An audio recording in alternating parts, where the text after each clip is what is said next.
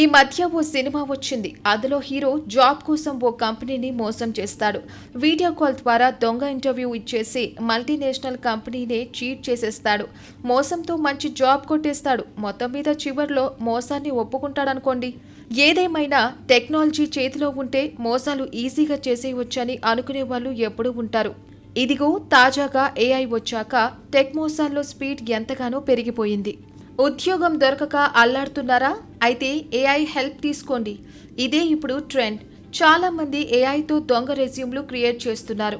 అర్హతలు ఉన్నా లేకపోయినా కంపెనీల్ని ఆకర్షించే విధంగా అప్లికేషన్లు రాసేస్తున్నారు. ఇంకేముంది, తర్వాత ఎప్పుడో జాబ్లు సమస్యలు రావచ్చు, కానీ ముందైతే జాబ్ వచ్చేసే ఛాన్స్ పెరిగింది. అవునండి, ఏఐ ఇప్పుడు అర్హత లేని వాళ్ళకి అభయం ఇచ్చేస్తోంది. మీకు ఉద్యోగం కోసం అప్లికేషన్ రాయడం రాదా?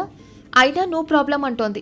ఇప్పుడు అప్లికేషన్ రాయడంలో అక్షరం ముక్క తెలియనివాడు కూడా రెజ్యూమేలు రాసేయొచ్చు. ఏ చాట్ జీపీటీనో గూగుల్ జెమినీనో అడిగి హెల్ప్ తీసేసుకోవచ్చు.